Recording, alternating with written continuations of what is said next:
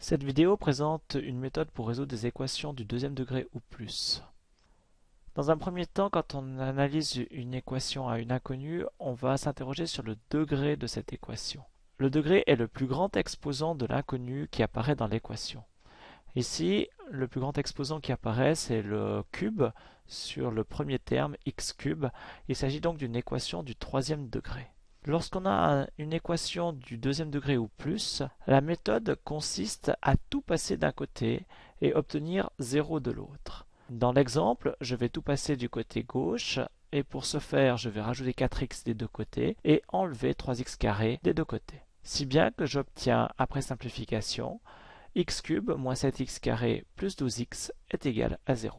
D'une fois qu'on a tout passé d'un côté et qu'on a un égal à 0, on va factoriser l'expression qui n'est pas égale à 0. Ici, pour factoriser, c'est assez facile. Tout d'abord, il y a la mise en évidence. Je peux mettre x en évidence et j'obtiens x qui multiplie x carré moins 7x plus 12. Ensuite, cette parenthèse, c'est la méthode de somme et produit dans le cas simple, avec comme multiplication 12 et comme addition moins 7. Trouver deux nombres qui multipliés donnent 12 et additionner donne moins 7, c'est moins 3 et moins 4. Donc la factorisation me donnera x qui multiplie x moins 3 qui multiplie x moins 4.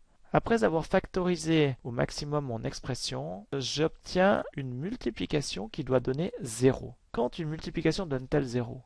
La réponse est simple, il faut qu'un des facteurs soit égal à 0. Lequel des facteurs doit être égal à 0? Cela n'a aucune importance. Ça peut être le premier facteur, le deuxième facteur, le troisième facteur, le dixième facteur s'il y a 10 facteurs. Peu importe, du moment qu'un des facteurs est égal à 0, la multiplication donnera 0. Moi, pour que mon égalité soit vraie, il faut que mon membre de gauche donne 0. Parce que le membre de droite, il n'y a pas de calcul à faire et il vaut 0. Si bien que je veux avoir une multiplication par 0. Alors j'ai trois possibilités. Chaque facteur doit pouvoir être égal à 0. Et j'obtiens ainsi la suite de ma démarche. Il suffit de poser chaque facteur égal à 0.